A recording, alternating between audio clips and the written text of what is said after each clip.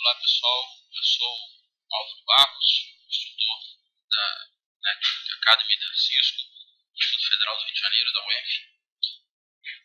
gente vai estar vendo mais um capítulo hoje aqui nos nossos estudos.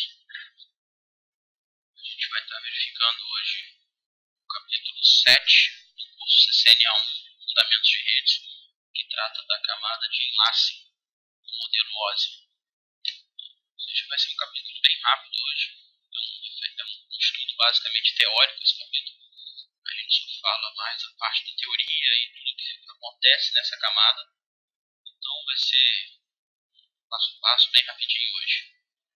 Mais tranquilo do que os capítulos anteriores, principalmente o capítulo anterior, que foi o capítulo 6, que foi um capítulo demorado, né? Porque ele tem muita coisa para ser vista, esse não vai ser mais tranquilo. A camada de enlace, então, ela é a camada 2 do modelo OSI, né? Baseado no modelo de referência OSI, que é um modelo de 7 camadas, ela é a camada 2. Ela, na verdade, vai ser a camada que vai cuidar da parte de interação entre as camadas superiores e a camada física, que vai ser a camada de hardware, né? Que é acesso ao meio físico. A camada de enlace ela cuida de acesso ao meio físico de transmissão. Então, os dados, na medida que eles estão sendo encapsulados para uma transmissão, então, a gente está usando uma aplicação aqui, estou navegando, então eu vou pedir um acesso a um determinado site, por exemplo. Na medida que esses dados eles vão descendo pela pilha, eles vão sendo encapsulados em cada camada, ou seja, cada camada recebe o dado vindo da camada superior, adiciona o seu cabeçalho, gera uma nova PDU e submete novamente para a camada inferior. Quando chega na camada de enlace de dados, ela vai estar vindo da camada de redes, isso num processo de transmissão. Num processo de recepção, os dados eles vão subindo pela pilha, sendo desencapsulados. No processo de transmissão, quando chega na camada de enlace de dados, vindo da camada de rede, né, onde na camada de rede é adicionada a parte de endereçamento lógico, a nível de endereçamento IP, por exemplo, ao chegar na camada de enlace de dados, essa PDU que vem lá da camada de redes, ela possui informações que também serão adicionadas nela. Ou seja, a camada de enlace ela vai colocar ali informações como cabeçalho e também um outro tipo de dado chamado de trailer. Após adicionar essas informações, ela vai gerar a sua PDU. A PDU da camada de dados, ela chama quadro ou frame. Então, gerou essa PDU, ela joga no meio físico para a camada física para acessar e ser mandada para fazer a transmissão. Numa rede, nós temos os equipamentos que a gente utiliza, né, os equipamentos que nós utilizamos, eles são conhecidos como os nós, são os nós da rede. Também, numa rede, a gente tem que se preocupar com o meio físico de transmissão. Então, a gente pode ter meio físico de transmissão aí, através de cabeamento Ethernet, né, que é aquele famoso cabo de par trançado, cabo de fibra ótica, também transmissões que utilizam rede sem fio, que o meio físico de transmissão é o ar. Então, a camada de enlace de dados, ela prepara esse dado, ela prepara esse quadro e formata esse quadro justamente para poder fazer o acesso a esse meio físico de transmissão. Então, eu posso ter numa rede vários meios físicos de transmissão num cenário híbrido, por exemplo. Então, aqui eu posso ter um meio cabeado para chegar no destino que vai chegar através de um meio sem fio. Então, o que a camada de enlace de dados ela tem que fazer? Na medida em que esses dados estão sendo transmitidos, ela vai formatando aquele quadro de acordo com o meio físico de transmissão para poder fazer o acesso àquele meio. E aí, disparar o dado para poder chegar ao seu destino. Então, é a camada de enlace de dados que cuida desse acesso ao meio físico de transmissão. Então, ela libera das camadas superiores justamente a responsabilidade de ter que se preocupar em como fazer o acesso ao meio, porque ela mesma vai fazer essa parte. Ela pega toda a informação, formata o seu quadro, verifica qual é o meio de transmissão, prepara aquele quadro de acordo com o meio de transmissão para jogar lá para o dado ser trafegado. E aí, ela que vai trabalhar justamente independente dos meios de transmissão que a gente vai ter ao longo de todo o processo, ela vai se adequar a cada meio de transmissão.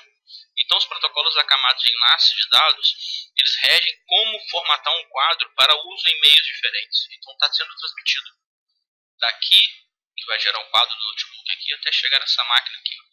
Então aqui trabalha com rede sem fio. Então ela prepara o quadro para ser encapsulado, gera uma PDU, né, que é o quadro, para poder mandar para cá, através da rede sem fio. Então nesse momento o acesso ao meio físico de transmissão, que é o RUAR. O quadro é formatado para isso, manda para cá. Depois também vai ter um link via satélite, que também é um meio de transmissão através do ar. Agora, ela também tem que fazer uma análise, e aí o quadro ele é trabalhado, às vezes acaba gerando mais um tráfego de dados, por causa de questões de controle que são adicionados no trailer, porque o próprio ambiente na qual a rede está situada vai fazer, tem influência direta, vai fazer uma influência direta sobre o meio, sobre a transmissão. A nível de muitas vezes está dando erro e tem que retransmitir. Então é o quadro que cuida de trabalhar essa preocupação. E aí quando chegar aqui, vai novamente formatar aquele quadro para acessar um meio físico de transmissão, que no caso aqui já vai ser o cabeamento.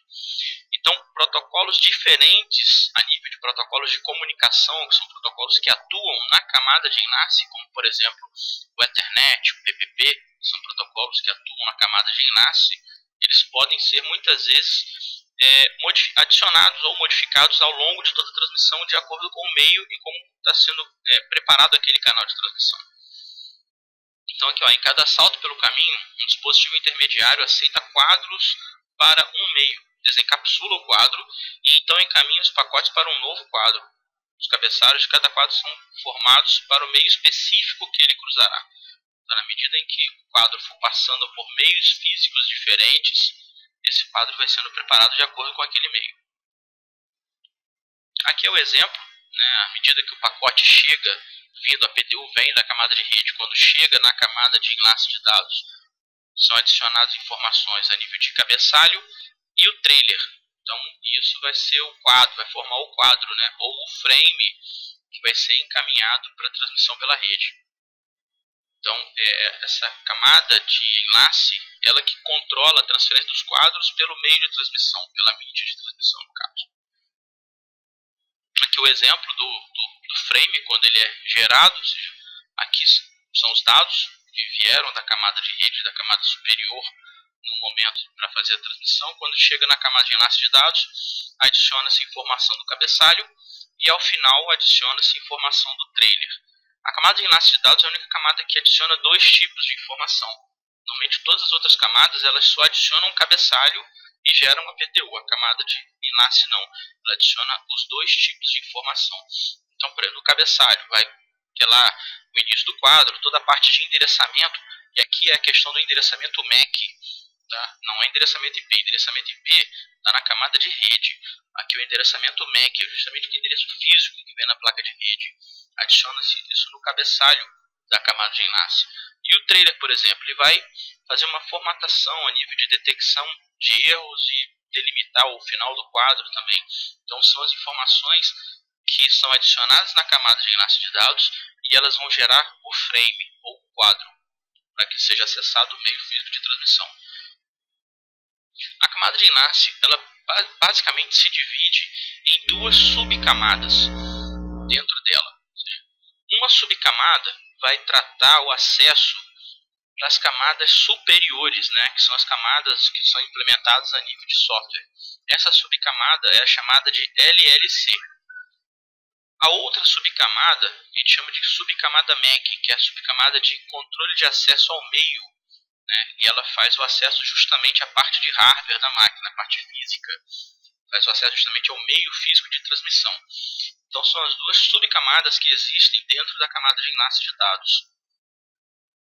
Aqui a gente pode ver a camada LLC, que é a camada de link lógico, controle de link lógico, né, que faz o acesso, a parte de software, ela que faz toda a interface com os protocolos que vêm da camada de rede, por exemplo, o protocolo IP, X nem é mais utilizado, o protocolo IP que vem já no endereçamento lógico vindo da camada de rede, é a camada LLC que faz essa interface e esse encapsulamento. Já a camada de acesso ao meio, né, o controle de acesso ao meio, que é a camada MAC, ela que fornece aquela parte de endereçamento físico, né, que é o famoso endereço MAC. A gente pode entrar lá no prompt de comandos, lá se a gente der um ipconfig/all, a gente vai ver lá o endereço MAC da placa de rede da interface, ou das interfaces, né, se tiver mais de uma interface na nossa máquina. E ela que faz também o controle ao meio que vai ser utilizado para fazer a transmissão do dado. Então, mostrando aqui, ó, dentro da camada de enlace eu tenho a subcamada LLC e a subcamada MAC. Então, a subcamada de LLC, ela encapsula os pacotes que vêm da camada de rede em quadros e ela identifica qual o protocolo que vem da camada de rede. Então, ela vai fazer essa interface que vem lá da camada de rede, por exemplo, o protocolo IP. É interessante lembrar que, fazendo um comparativo entre o modelo OSI e o modelo TCP/IP, as duas primeiras camadas do modelo OSI é a camada física e a camada de enlace. O modelo TCP/IP, a primeira camada é a camada de rede. A camada de rede do modelo TCP/IP, ela já engloba as duas primeiras camadas do modelo OSI. Então, a camada física do modelo OSI e a camada de enlace do modelo OSI, essas duas camadas estão dentro da camada de rede do modelo TCP/IP. Só a nível de curiosidade, né, para poder fazer esse comparativo. Porque a gente está focando aqui apenas a camada de enlace. Então, à medida que as subcamadas elas atuam, fazendo encapsulamento dos pacotes que vêm da camada de rede, fazendo o endereçamento do quadro MAC, endereçamento MAC, marcando toda a parte de início do quadro e fim do quadro, ela vai jogar depois isso ao acesso ao meio físico de transmissão. Então, o quadro vai ser, nesse momento, codificado de acordo com o meio físico de transmissão para que ele seja jogado lá naquele meio e seja enviado. Aqui, a nível de curiosidade, né, mundialmente existem algumas organizações que definem regras e padronizações. A gente está acostumado a trabalhar muito com essa aqui, ó, com a I3E, que define algumas padronizações, por exemplo, padronização de redes Ethernet, protocolo de comunicação Ethernet, né, 802.3, a subcamada lá, 802.2, rede sem fio, 802.11. Então, são algumas padronizações a nível mundial aí que são definidas, padronizações internacionais. Então, você quer desenvolver uma placa de rede sem fio, você vai pegar lá, baixa a padronização 802.11 e você vai conseguir desenvolver um hardware que seja compatível com os outros. Isso sem essa necessidade de uma internacionalização dos padrões. Aqui, a camada de acesso ao meio, né, a camada de controle de acesso ao meio, que é a camada MAC, a subcamada MAC, dentro da camada de enlace, ela trabalha uma certa forma de acesso ao meio físico de transmissão, que a gente pode ter um determinado controle ou não. Então, por que ter um controle? Imagina que a gente está numa rua, numa avenida de mão dupla, altamente congestionada, com o carro passando o tempo todo para lá e para cá, e eu quero entrar nessa avenida. Se eu vier simplesmente com o meu carro e entrar, sem olhar, sem ter uma sinalização dizendo se eu posso ou não entrar, vai acontecer o quê? Provavelmente eu vou bater. É mais ou menos o que acontece com o dado se ele não tiver um controle. Então imagina que eu tenho algumas máquinas querendo transmitir e aquele dado, tem um monte de dado trafegando para lá e para cá, e eu simplesmente vou lá e jogo no meio físico de transmissão aquela informação que a máquina quer passar. Vai acontecer o que vai acontecer? Uma colisão, não tem como aquela transmissão fluir de maneira correta. Em algum momento vai começar a ter problema. Então vai ter muita colisão, chegou a hora que a rede pode até parar.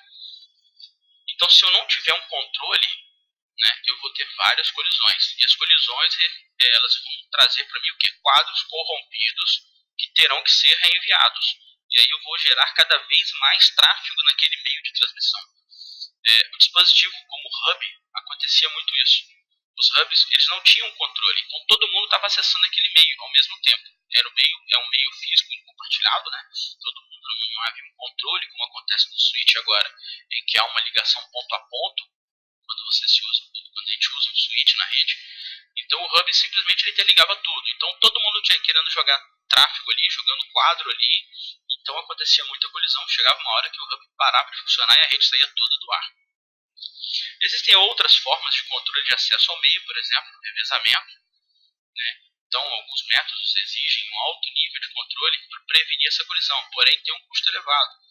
Então, eu posso ter no meio compartilhado alguma maneira de implementar em que cada hora um transmite. Então, por exemplo, o método do token ring, que é a passagem de token, né, em redes anel. A gente diz que é um método controlado, onde só pode transmitir quem tem o token. Então, naquele momento, o cara, se a máquina detém o token, o cara que detém o token, ele pode mandar a sua informação na rede. As outras têm que ficar quieto, não pode falar nada, porque elas não detêm a passagem do token. E é um método de acesso controlado, isso evita colisão, porém pode ter um custo elevado, baixas taxas de nível de velocidade de transmissão, então tudo isso. Então aqui, ó, o método de acesso controlado.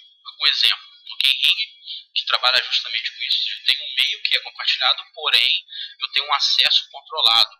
Então só vai poder transmitir quem tem o tal do token lá, que vai poder fazer transmissão. Então todo mundo tem que esperar. Você quer transmitir, então espera o token ser liberado. Porque então há um acesso controlado nesse meio de transmissão. Isso permite o quê? Algumas características. Apenas uma estação transmite por vez. Dispositivos que desejam transmitir, eles têm que esperar a sua vez, eles têm que esperar o token ser liberado. Não há colisão, uma vez que não tem ninguém falando ao mesmo tempo. E algumas redes determinísticas utilizam passagem de token. Como eu estava explicando, e algumas implementações podem ser o FTDI, por exemplo. Esse tipo de acesso ele é implementado em algumas redes que utilizam cabeamento de fibra ótica, um anel, porque você tem uma certa velocidade maior.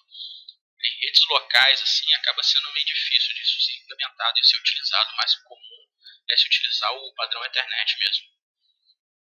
Que aí nós vamos ter um método de acesso aqui, ó, com base em contenção. Então, ou seja, eu vou ter redes, por exemplo, Ethernet, redes sem fio. Eles trabalham com um método de acesso que a gente chama de CSMA. E aí eu posso ter o CSMA-CD, que é o Collision Detected para redes Ethernet, e o CA, que é para redes 802.11. Então, de certa forma, há colisão quando a gente usa esse método de acesso, porque ele é baseado em disputa. Então, as máquinas que querem transmitir, elas, de certa forma, elas ficam ouvindo o meio de transmissão, ficam escutando lá. Ficou em silêncio, ninguém está falando, eu posso falar. Então, eu vou lá e jogo o dado na rede. Porém, ao mesmo tempo que eu estou querendo falar, outras pessoas, outra máquina também está querendo falar. E aí, quando o cara ouve que não está tendo barulho, ele joga também. Aí eu joguei, vai acontecer o quê? Colisão. E aí, novamente, a gente tem que reenviar o quadro em tempos diferentes e ao mesmo tempo ficar ouvindo. Então, há uma disputa de acesso ao meio de transmissão. Enquanto estiver transmitindo, o emissor do sinal vai notar que tem algum ruído no meio de transmissão e ele fica quieto. Quando parou, ele joga o sinal lá. Tá? Então, isso, de certa forma, é um controle da subcamada MAC lá para poder acessar o meio de transmissão, porém ele pode gerar colisão. Não significa que não há colisão nenhuma, como o método anterior, que é o método de acesso controlado. O legal, esse tipo de acesso com o hub dava muito problema. Com o switch já, de certa forma, resolveu, porque o switch ele faz um armazenamento no buffer dele de cada endereço MAC, de cada interface das máquinas que estiverem conectadas a determinadas portas. Então ele associa aquela transmissão. Então chega um momento que ele armazenou aquilo e a transmissão, quando está acontecendo lá, ele armazena que, por exemplo, a máquina 1, que está conectado na porta 1, essa máquina 1 possui o endereço MAC X e quer falar com a máquina 3, que está conectada na porta 5, mas o MAC é Y. Então, quando ele armazena esse buffer, que ele vê o quadro, ele faz a interligação e faz uma ligação ponto a ponto entre essas duas portas, isolando o tráfego das outras portas para que os outros consigam transmitir também. Então, não há, de certa forma, um meio que seja compartilhado plenamente, porque ele faz justamente essa conexão das portas, baseando no endereçamento MAC, e você consegue ter uma transmissão melhor. Já o hub não, o hub era aquela bagunça mesmo. Conexão full duplex ou half duplex, né? A gente tem um tipo de conexão onde eu tenho enviar e receber ao mesmo tempo, ou enviar e receber e não ao mesmo tempo. Tá? Eu tenho conexões half duplex, eu posso usar o mesmo meio físico de transmissão, porém hora eu envio, hora eu recebo. E conexão full duplex, eu posso enviar e receber simultaneamente no mesmo meio físico de transmissão. Aqui, é uma conexão full duplex, podemos enviar e receber ao mesmo tempo. Aqui eu tenho uma conexão full duplex, ou seja, eu tenho o mesmo meio de transmissão, onde eu envio e recebo simultaneamente. O half duplex, isso não acontece de forma simultânea. Topologias lógicas e topologias físicas, né? A topologia lógica é de acordo com os protocolos de comunicação que eu vou estar utilizando. Posso ter um protocolo PPP, por exemplo, um protocolo Ethernet. Topologia física, ela faz a referência aos dispositivos físicos da minha rede, à implementação do layout físico daquela rede. Isso faz a diferenciação entre a topologia lógica e a física.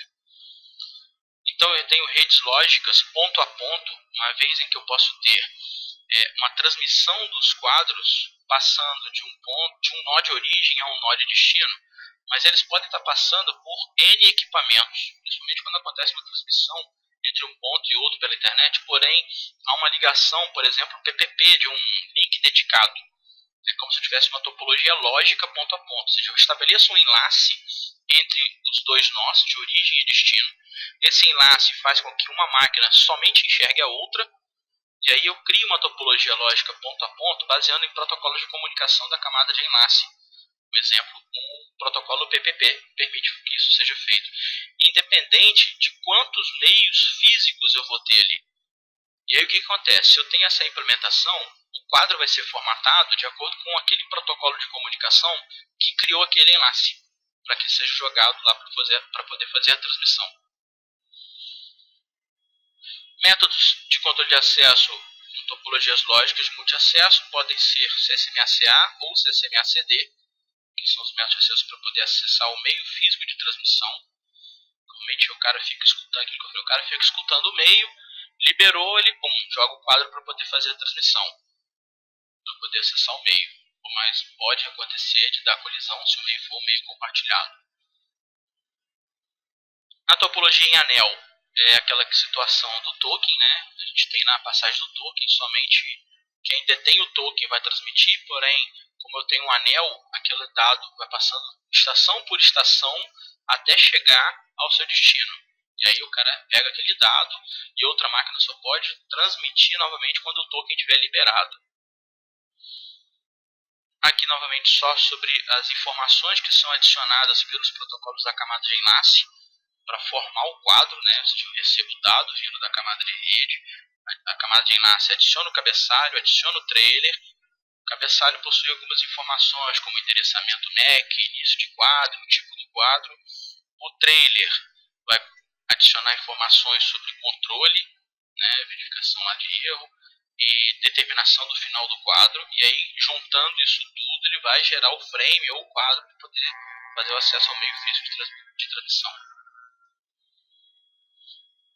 O próprio quadro ele pode, em alguns momentos, gerar um determinado tráfego maior de dados, uma vez em que eu posso ter ambientes desprotegidos e ambiente protegido. Isso significa que eu posso ter, na minha transmissão de dados, um exemplo é que eu vou ter que passar por situações de transmissão via satélite, por exemplo.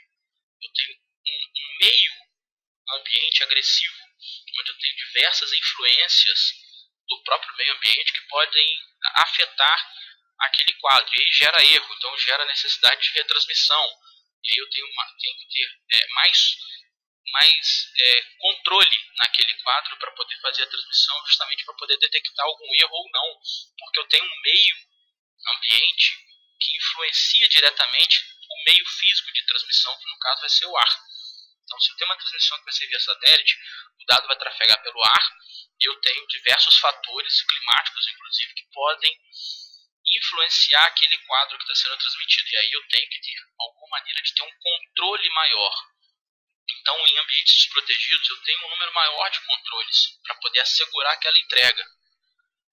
Tanto que o cabeçalho e o trailer eles podem ser maiores, uma vez que tenho que ter as informações para cuidar daquele controle do quadro, para, no caso, se houver um erro, eu não ter que retransmitir aquele quadro.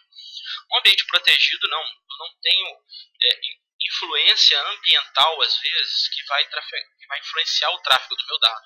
Então, de certa forma, o quadro ele vai ser trafegado com uma taxa de erro menor, então ele pode ser preparado para acessar aquele meio físico de transmissão, não com tanto controle adicionado a nível de informação naquele quadro.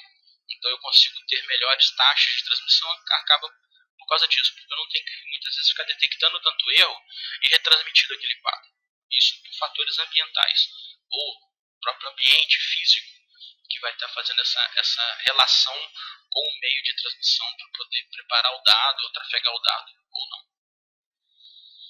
Aqui alguns campos que existem dentro do cabeçalho que fazem o que cada campo daquele faz, seja o campo de início de quadro, endereço de origem e destino, que é parte do endereçamento MAC, prioridade ou qualidade, tipo, controle lógico, link físico, tudo isso está dentro do cabeçalho lá, que é adicionado no quadro. Uma topologia multi-acesso, que eu posso ter um meio compartilhado, tem endereços de camadas de enlaces solicitados para todo mundo acessar aquele meio para poder fazer a transmissão do quadro. Topologia lógica ponto a ponto, como eu acabei de falar agora há pouco, eu estabeleço um enlace através de um determinado protocolo de comunicação para poder criar um ponto diretamente ao outro, independente de quantos meios físicos aquilo vai passar, ou seja, um enlace vai ser estabelecido de acordo com o protocolo de comunicação. Aqui o exemplo do quadro, ou seja, essa parte da esquerda, start frame, address, type, aqui são informações do cabeçalho que estão sendo adicionados naquele quadro, o dado, e aqui as informações do trailer, onde eu tenho FCS, que são as informações de controle, verificação e controle do quadro, e aqui a marcação do final do quadro. Então esse aqui corresponde ao trailer. Então isso tudo aqui é o que adiciona a nível de informação quando os dados chegam para poder formar o quadro daquela transmissão. No protocolo Ethernet, como que o quadro é gerado, eu tenho o preâmbulo, origem e destino a nível de endereçamento, o MAC, aqui já é a subcamada MAC que faz o endereçamento físico, tipo daquele quadro, os dados que vão chegar, que estão sendo encapsulados, e aqui aquela informação do trailer. E aí determinando o que é o preâmbulo, endereço de destino, endereço de origem, que são os endereços MACs, o tipo que vai ser formatado naquele quadro, os dados, e a sequência do FCS para poder fazer a verificação. Com isso a gente finaliza o capítulo 7, bem tranquilo, bem rapidinho, porque ele é um capítulo mais teórico. Eu sou o Álvaro, instrutor aí da Academia do Instituto Federal do Rio, da UENF, e até a próxima aí. Um abraço.